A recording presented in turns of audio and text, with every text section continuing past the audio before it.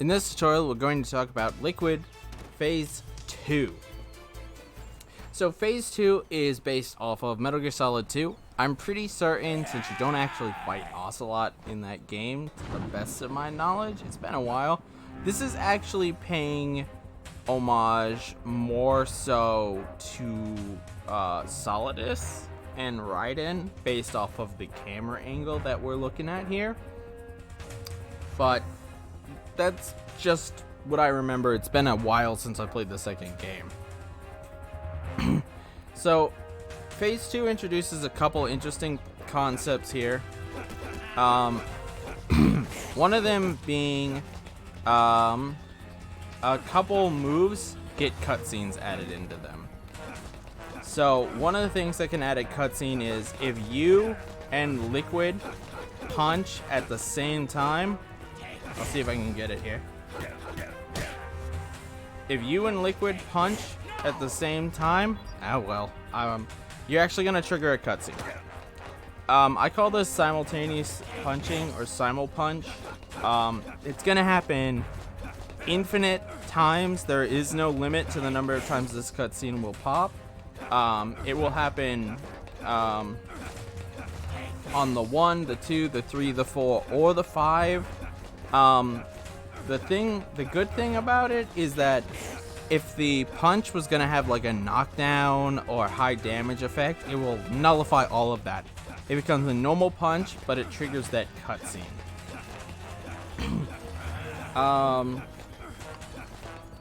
I think this might be a placebo. Don't actually know, but ooh, that sucked. If you are getting hit by it, I think it means that you're doing the 1-2 infinite too slow, but I don't actually know if that's true or not, so the other cutscenes that Phase 2 adds is, as you saw earlier, his 3 move there, the 1, 2, 3. The first time you get hit by his 3, it triggers a cutscene. Unfortunately, if you get hit by the 1, 2, just like last time, you're probably gonna get nailed by the 3. But other than that one-time cutscene, the 3 is a completely irrelevant move that you do not have to worry about. Snake, though, will actually trigger cutscenes now. If you do a kick, 1, 2, 3, 4, 5, that's now a cutscene. Another cutscene is if you do a body blow, that's now a cutscene. And if you do a super punch, both the 1 and the 2 are actually separate cutscenes. Now, since super punches are really good, you want to be careful about setting up a ledge super punch, because it will actually give him, because of the cutscene and you can't do anything, he'll actually break your ledge super or strong punch chain, and you won't be able to. I don't know how that hit me. And you won't be able to maintain it. I'm gonna pause because I don't want to die. Another thing is you'll notice that I had the triangle prompt there. That's because if you don't get it in Phase 1, the next time he knocks you down, you'll get that triangle prompt and you have to get up. That carries in Phase 1 and 2. I don't think it's still in Phase 3. I mention that now because I won't be talking about it in a Phase 3 video. Let's see.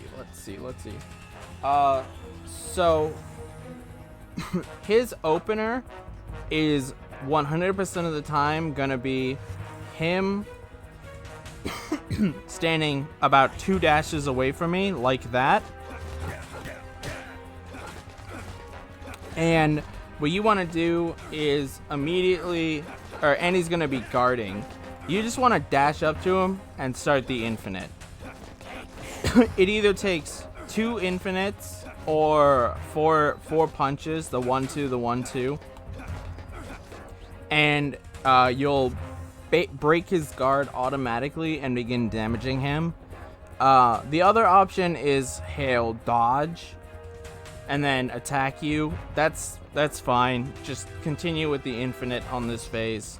Very rarely he'll actually open with a wind-up punch if you wait too long, but again, that's a super rare thing that you'll almost never see. And we should talk about that wind-up punch here. So let's get him to do it.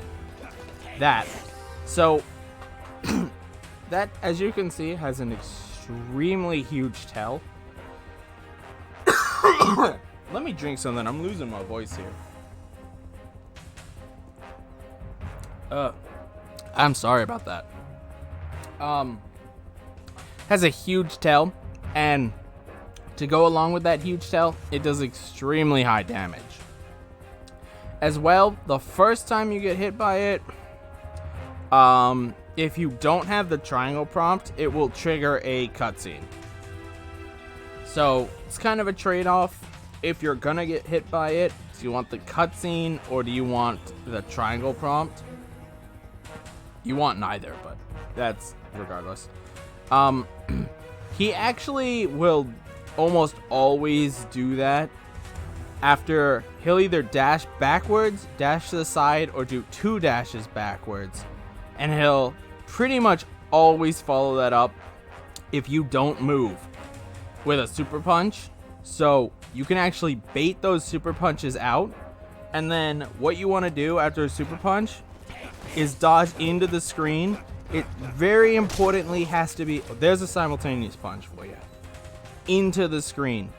And the reason you dodge into the screen is because the way the camera here is oriented, if you dodge away from the screen, you're actually going to be anywhere from 1 to 5 super punches away from liquid.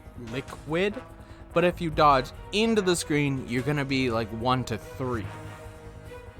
So you can start your infinite back up very quickly.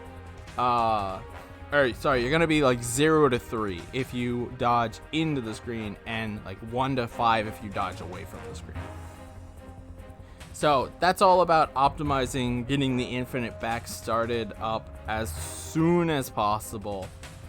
And that works regardless of what kind of dash he takes. If he does the wind-up punch, you can actually punish that with a super punch if you want to get the cutscene out of the way for phase 3. It's completely optional. I wouldn't do it yet, but up to you. Let's see. But yeah, it's just another type of gap closer or dash move of his that you can simply bait out and then immediately punish.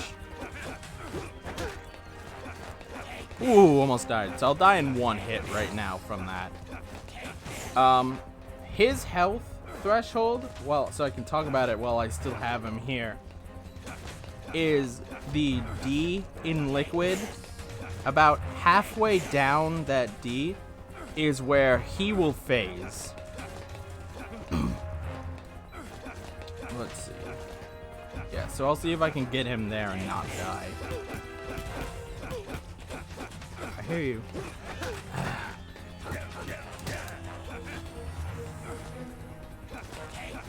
Oh, okay. Well, I phased him earlier because I was doing other interesting stuff. But yeah, that's where the threshold is. It's halfway down that D.